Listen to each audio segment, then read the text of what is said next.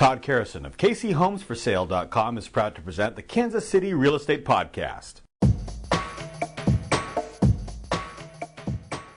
Welcome to the August edition of our podcast. By now you've heard the news about today's historic low interest rates. However, some borrowers are finding out the hard way that lenders can revise their loan terms if they see the need. So how do you avoid this? Learn how in this month's program. It's all coming up next.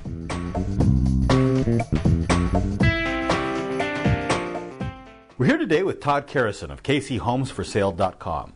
Todd, what's happening right now in the Kansas City real estate market? Hi, Joe. Thomas Jefferson once said, "Honesty is the first chapter of the Book of Wisdom." And to be honest, the Kansas City market is moving slowly. Homes are staying on the market longer and are selling at lower prices. However, the Book of Wisdom says that homes are still selling, just at lower prices. If for whatever reason you need to sell your home or get your home sold quickly, a buyer's market like we are currently experiencing is the best way to do it. Okay, thanks, Todd.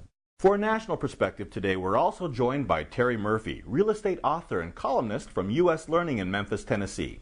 Terry, share with us what you're seeing nationally. Hi, Joe.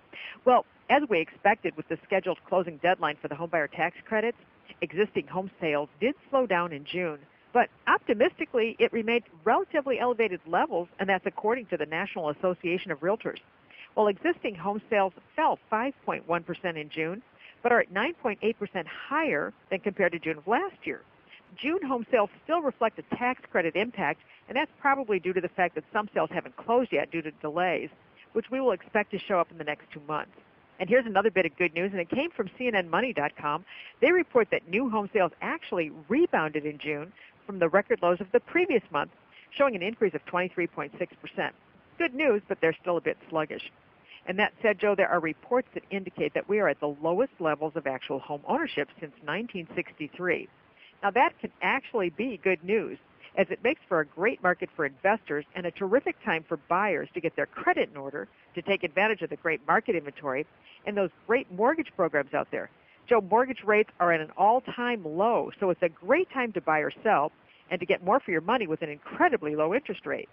Thanks, Terry. Mortgage lenders have instituted a few changes in their underwriting procedures, and some borrowers have been surprised to learn their low interest rate is anything but low. Todd, what can you tell us about this? Joe, lending institutions are learning from their recent mistakes and are doing more to make sure that their loans will get paid back.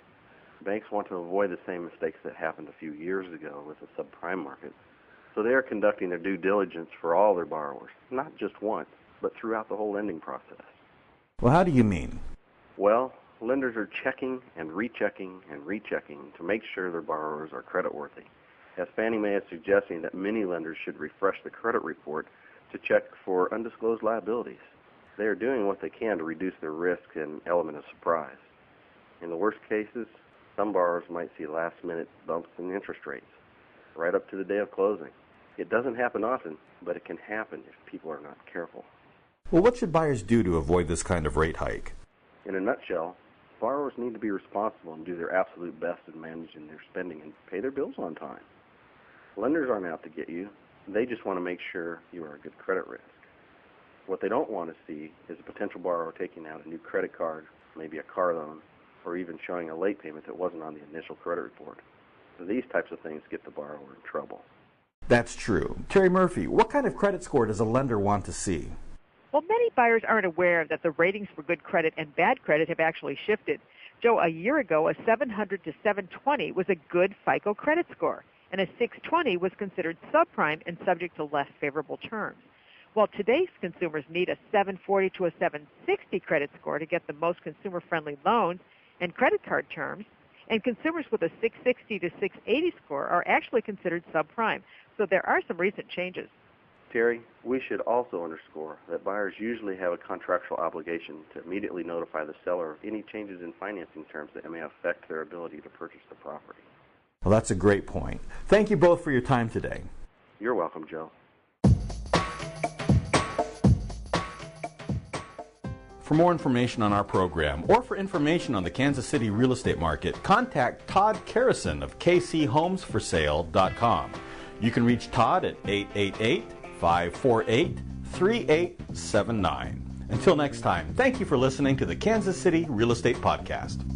Bye.